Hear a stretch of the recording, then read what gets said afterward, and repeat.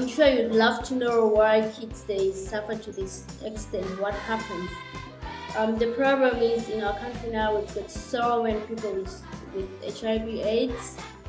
We've got so many high death rates, and we've got so many orphans.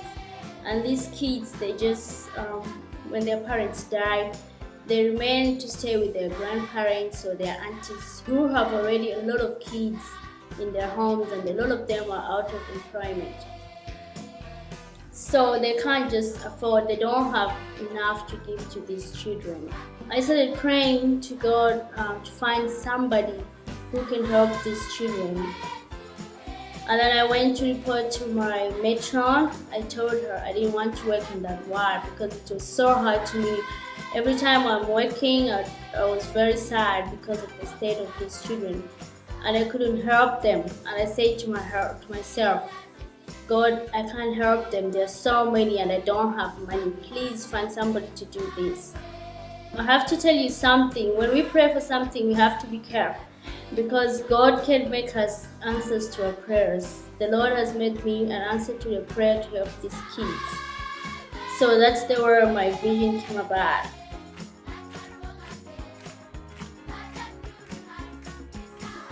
And then we won't keep them enclosed in this home. They'll go to public schools. Why? Because we want them to socialize with the other kids. We want them to feel they're part of the society.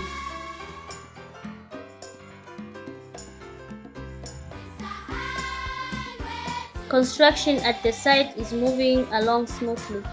First, the materials had to be collected.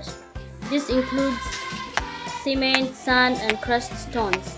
The cement blocks for the walls and foundation had been completed earlier in the year.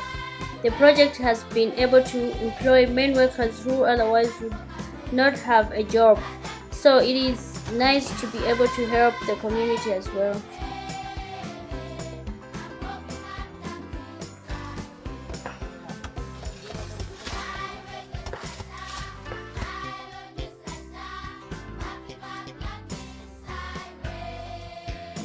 Once the orphanage is completed, most of the money needed to keep it running will be raised on site.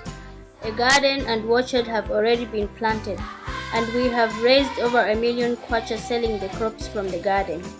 Chicken houses, fish ponds, and raising goats are being planned right now. Not only will this enable the orphanage to be largely self-sufficient, but it will also provide steady employment for the community members. The largest need for Mulunda Miaka Orphanage right now is financial support. We have already submitted applications for power and a borehole for clean drinking water, and we are waiting to find out the costs. Money is also needed to pay for building materials and labor. Currently, Mulunda Miaka has no vehicle, so transportation is very difficult.